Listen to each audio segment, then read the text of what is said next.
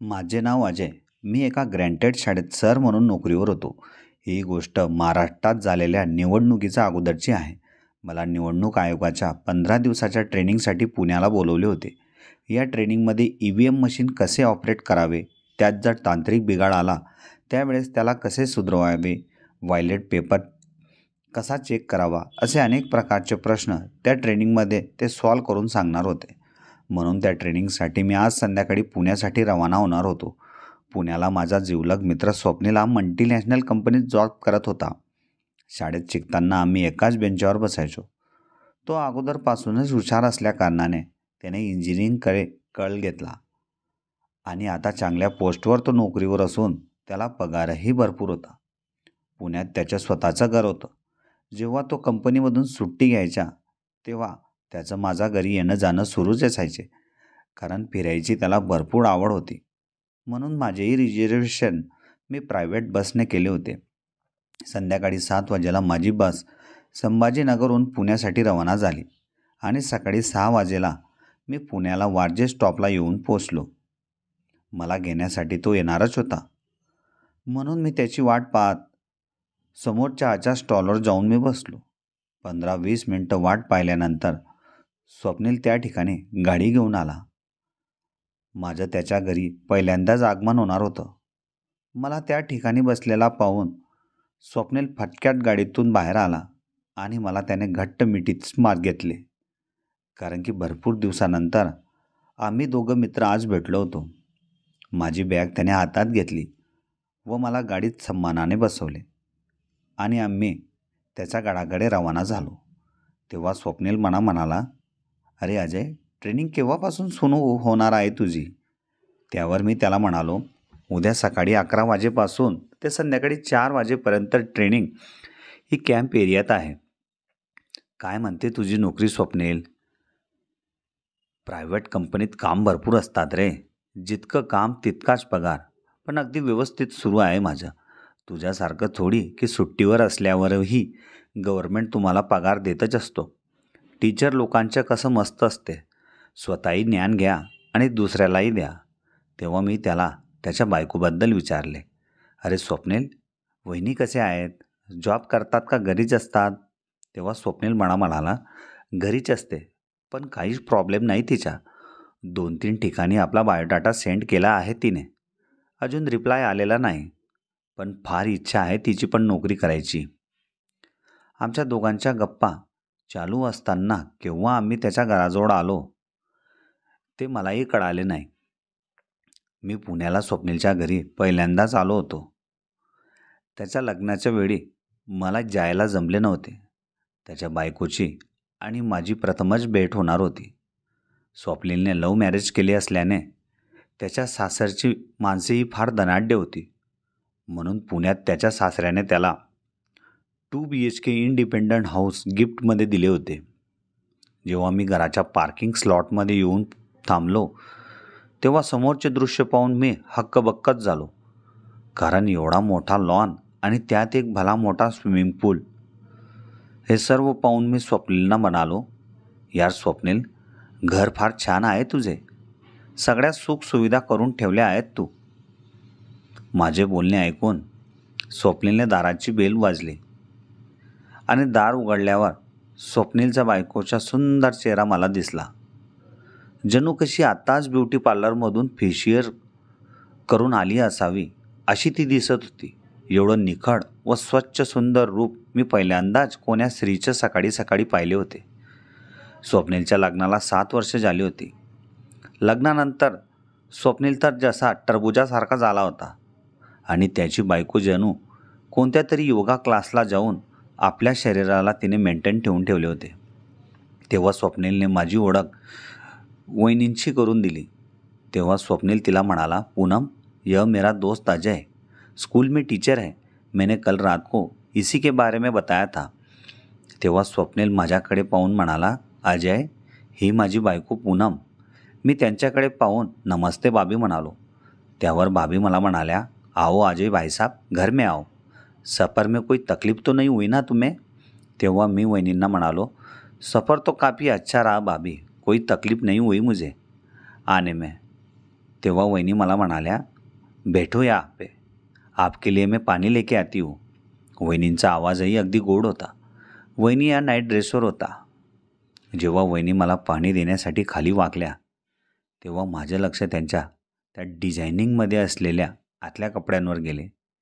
ते त्यांच्या रूपाला मॅचिंग असल्यामुळे त्यात ते फार सुंदर दिसत होत्या. आणि वहिनी स्वप्नील शेजारी न बसता माझ्याच शेजारी बसल्या. कारण मीही दिसायला सुंदर व हाईटला उंच होतो.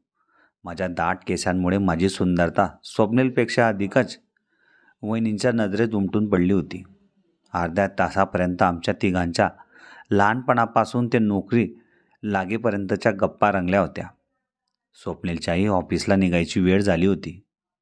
स्वप्नीलने मला माझा रूम दाखविला आणि त्या रूममध्ये आल्यावर प्रवासाने झालेल्या स्ट्रेसला कमी करण्यासाठी बेडवर लोळून मी थोडा वेळ आराम केला. तोपर्यंत स्वप्नीलही तयार होऊन आपल्या ऑफिससाठी रवाना झाला. सकाळचे 10 वाजले होते. माझे डोळे उघडले. झोपही छान झाली होती. मी आडत ड्रॉइंग रूममध्ये आलो आणि समोर पडलेल्या टाइम्स ऑफ इंडिया न्यूजपेपर पाहू लागलो. माझ्या पेपरच्या चुडबुड आवाजामुळे वहिनीही माझ्याजवळ येऊन उभ्या राहिल्या आणि मला विचारू लागल्या, जग गए भाई साहब, नींद काफ़ी अच्छी लग गई थी आपको. तेव्हा मी वहिनींना म्हणालो, हाँ भाभी, बस में नींद पूरी होती ही कहाँ है. मुझे तो ऐसे लग रहा था कि कोई छोटा बच्चा समझ के झूले में मुझे सुला रहा है. पूरी रात आदमी को वह गाड़ी हिलाती ही रहती है.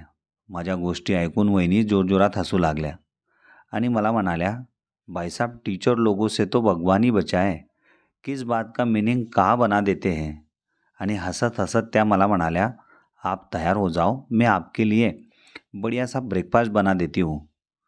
तेव्हा माझं लक्ष लॉनमध्ये असलेल्या स्विमिंग पूलकडे गेले आणि मी वहिनींना म्हणालो, भाभी, स्विमिंग पूल में जाके नहा सकता हूँ क्या. तेव्हा वहिनी मला म्हणाल्या, मगर आपको तैरना आता है. मैं वहिनींना म्हणालो, भाभी, हम गांव में बच्चे बचपन में नहर में जाके तैरते थे. वहाँ से ही हमने स्विमिंग करना सीखा है. वहाँ पे तो पानी की धारा बहती रहती थी. यहाँ पे तो पानी रुका हुआ है. या तो और भी आसान हो जाएगा तैरना. तेव्हा वहिनी मला म्हणाल्या, देखो ना भाई साहब, इस घर में आए हुए हमें 4 साल हो गए. 4 साल में आपके दोस्त ने हमें खाली पैर हिलाना ही सिखाया है. उसके आगे हम बढ़े ही नहीं. मेरी भी बहुत ख्वाहिश है तैरने की. तेव्हा मी वहिनींना म्हणालो, भाभी, आप 2 दिन में तैरना सीख जाओगे, वो भी बढ़िया तरीके से. तेव्हा वहिनी मला म्हणाल्या, आप सिखाओगे भाई साहब मुझे. हाँ भाभी, उसमें क्या हुआ, मैं सिखाऊंगा आपको. मी असं म्हटल्यावर वहिनींना फार आनंद झाला आणि त्याही स्विमिंग करण्यासाठी तयार झाल्या. तेव्हा मी माझ्या रूममध्ये जाऊन एक शॉर्ट पॅन्टवर बाहेर आलो आणि वहिनी ह्या त्यांच्या रूममध्ये जाऊन स्विमिंग कॉस्ट्यूममध्ये बाहेर आल्या. मग आम्ही दोघंही स्विमिंग पूलजवळ आलो आणि लागलीत धावतच मी एक लॉंग ड्राईव्ह पाण्यात मारला आणि स्वतः स्विमिंग करण्याचा मी आनंद घेऊ लागलो. आणि वहिनी ह्या काठेवरच असलेल्या 4 फुटाचा हाईटमध्ये आपले पाय हलवू लागले. आजूबाजूला स्विमिंग ट्यूबसुद्धा पडलेले होते. तेव्हा मी वहिनींजवळ येऊन त्या ट्यूबवरती त्यांना झोपवले आणि हात व पाय सोबत हलविण्यास सांगितले. मग वहिनींना मी थोड्या खोल पाण्यापर्यंत नेले. त्यांना भीती वाटत होती, कारण हात व पाय चालवण्यास त्यांना भरपूर ताकद लागत होती. तरी मी वहिनींना सांत्वन देऊन सांगत होतो की पाय व हात हलवणे बंद केले तर तुम्हाला पोहता येणार नाही आणि श्वास तोंडाने न घेता हा नाकाने घेतला पाहिजे, म्हणजे तुम्हाला लवकर पोहता येईल.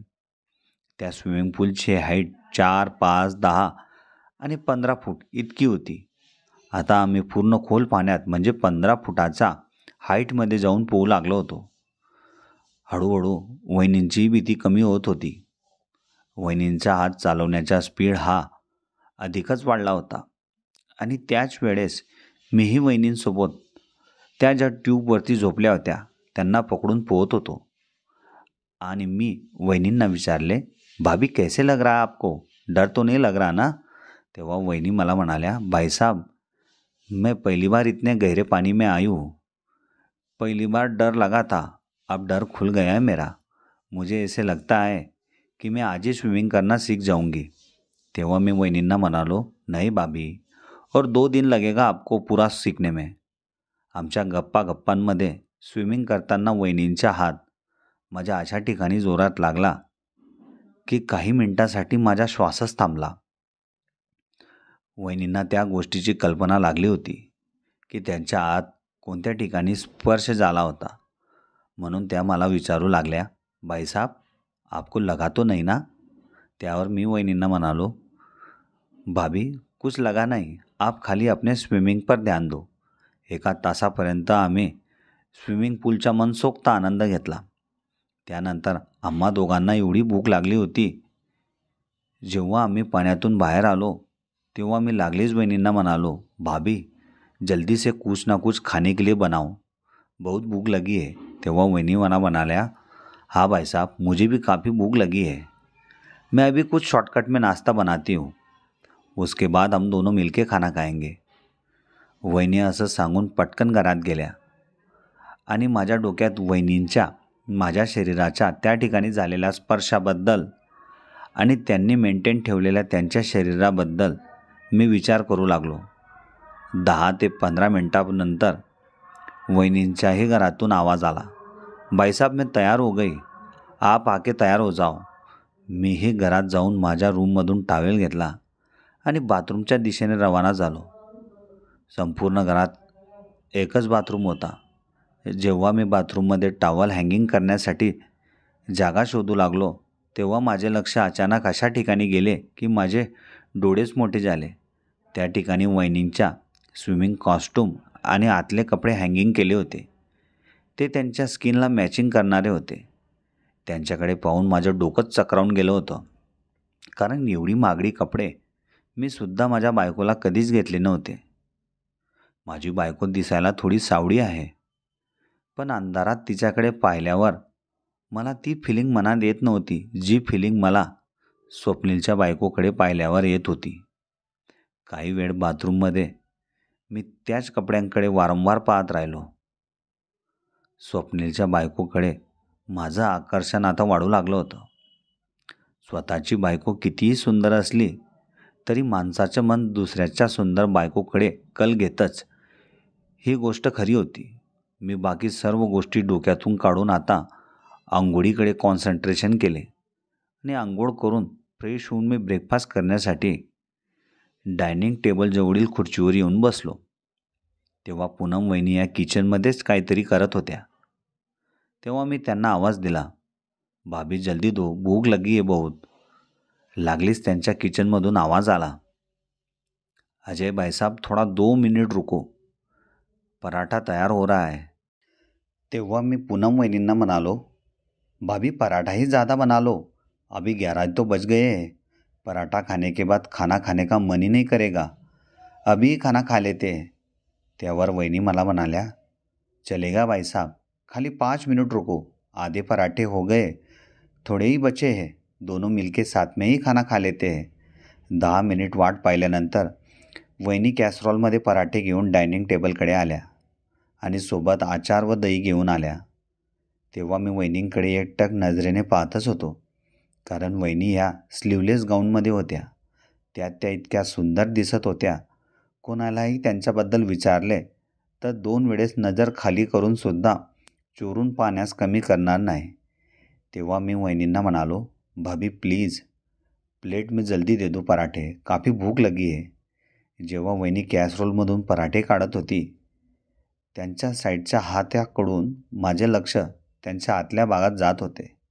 वहिनीने आतल्या भागात कोणतेच कपडे घातले नव्हते, म्हणून माझे लक्ष वारंवार त्याच ठिकाणी जाऊ लागले होते. भुकेच्या सपाट्यात आम्ही दोघांनी 5-5 पराठे खाल्ले आणि पोट भरून जेवण केले. जेवण करून मी डायरेक्ट सोफ्यावर जाऊन लोळलो आणि वहिनी या किचनचे आवरून माझ्याजवळ सोफ्यावर येऊन बसल्या आणि मला म्हणाल्या, भाऊजी मेरे पूरे ज़िंदगी में मैंने इतना खाना कभी खाया नहीं था, बहुत मेहनत लगती है ना स्विमिंग करने में, आज पता चला. तेव्हा मी वहिनीला म्हणालो, भाभी आपकी शादी को 7 साल हो गए, आप अभी तक माँ क्यों नहीं बन पाई. और कितना मज़ा लेना चाहती हो तुम? बाकी औरतों की तरह नहीं लगता आपको माँ बनना? तेव्हा वहिनी मला म्हणाल्या, हर औरत की तरह मुझे भी माँ बनना है, मगर बहुत डॉक्टरों को दिखाया हम दोनों ने, दोनों का चेकिंग भी करवाया, मगर दिक्कत किस में है अभी तक डॉक्टरों को भी पता नहीं चला, इसलिए सब भगवान भरोसे छोड़ दिया है. अजय भाई साहब, तुम्हारे बच्चे कितने हैं? तेव्हा मी भाभीला म्हणालो, मुझे 2 बच्चे हैं. बड़ा लड़का 6 साल का है और छोटा वाला 4 साल का. यह मेरी बीबी का फोटो है, उसका नाम अंजली है. एवढं सांगून मी भाभीला म्हणालो, भाभी अब काफी नींद आ रही है. आता दुपारचे 12 वाजले होते. तेवढ्यात भाभीच्या मोबाईलवर स्वप्नीलचा फोन आला आणि तो म्हणाला, आज रात को आने में देर हो जाएगी, मेरी मीटिंग है, तुम और अजय खाना खा लेना. एवढं बोलून त्याने फोन ठेवला. मग भाभी त्यांच्या रूममध्ये झोपण्यासाठी गेल्या आणि मी त्याच ठिकाणी सोफ्यावर झोपलो. दुपारी झोप छान झाली होती. संध्याकाळी 5 वाजेलाच माझे व भाभीचे डोळे सोबत उघडले. तेव्हा भाभी आपल्या रूममधून बाहेर आल्या आणि सरळ माझ्या शेजारी येऊन बसल्या आणि मला म्हणाल्या, बहुत दिनों के बाद अच्छी नींद लगी, पूरी थकान गायब हो गई. तेव्हा भाभी मला म्हणाल्या, अजय भाई साहब आप फ्रेश हो जाओ, मैं तुम्हारे लिए चाय बनाती हूँ. मी फटक्यात उडून फ्रेश होण्यासाठी बाथरूममध्ये गेलो आणि काही वेळातच बाहेर आलो. भाभीने गरमागरम चहा माझ्यासमोर आणून ठेवला. आम्ही दोघांनाही चहाचा आनंद घेतला. त्यानंतर भाभी मला त्यांच्या लग्नाची व्हिडिओ शूटिंग दाखवण्यासाठी त्यांच्या रूममध्ये घेऊन आल्या. भाभीने कपाटातून पेनड्राईव्ह काढला आणि टी व्हीत लावला. मग आम्ही दोघंही बेडवर बसून लग्नाचे व्हिडिओ पाहू लागलो. भाभी माझ्याच शेजारी अगदी चिटकून बसल्या होत्या आणि माझे लक्ष टी व्हीकडे कमी पण भाभीच्या घातलेल्या स्लीवलेस गाऊनच्या आतल्या भागात जास्त होते. मी जेव्हा त्या ठिकाणी पाहत होतो तेव्हा भाभींची आणि माझी नजरानजर झाली. मी लागलीच माझी मान वळवली आणि टी व्हीकडे मी पाहू लागलो. भाभींना कळाले होते की मी त्यांच्या कोणत्या ठिकाणी पाहत होतो. भाभीने लागलीच आपले पसरलेले हात शरीराच्या जवळ घेतले आणि त्याही टी व्ही पाहू लागल्या. आता संध्याकाळचे 7 वाजले होते. भाभी स्वयंपाकासाठी किचनमध्ये गेल्या. मी त्याच ठिकाणी बसून टी व्हीकडे पाहून भाभींची लग्नावेळीची सुंदरता नाळत होतो. फार सुंदर दिसत होत्या त्या. आता रात्रीचे 10 वाजले होते. स्वप्नीलही कामावरून घरी आला होता. मी तेव्हा रूममध्ये मोबाईल पाहत होतो. तो फ्रेश होऊन बाहेर आल्यावर त्याने मला आवाज दिला, अजय चल जेवणाला. त्याने दिलेल्या आवाजावरून मला कळाले की तो घरी आला.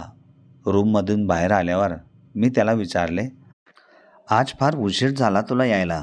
त्यावर स्वप्नील मला म्हणाला, अरे यार मी बोललो होतो तुला, आम्ही प्रायव्हेट कंपनीवाल्यांचे काही खरं नाही, केव्हाही मीटिंग असतात, त्यामुळे उशीर होत असतो. आम्ही तिघांनी सोबत जेवण केले. त्यानंतर आम्ही थोडा वेळ गप्पा मारल्या. स्वप्नील ऑफिसात फार दमल्यामुळे त्याला झोप येऊ लागली होती, म्हणून तो त्याच्या बेडरूममध्ये गेला आणि भाभीही काही वेळाने त्यांच्या रूममध्ये गेल्या.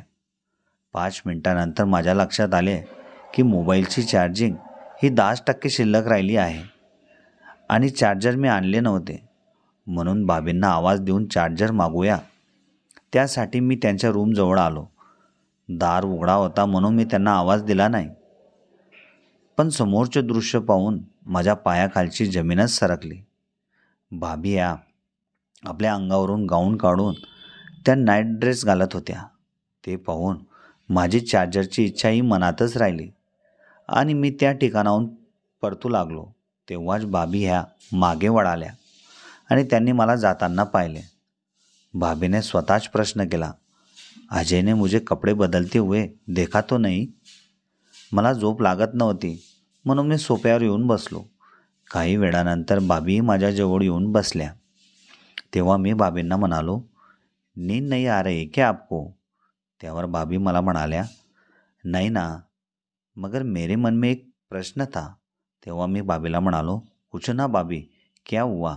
आप कुछ देर पहले मेरे कमरे के बाहर खड़े थे क्या? कुछ काम था क्या मुझसे?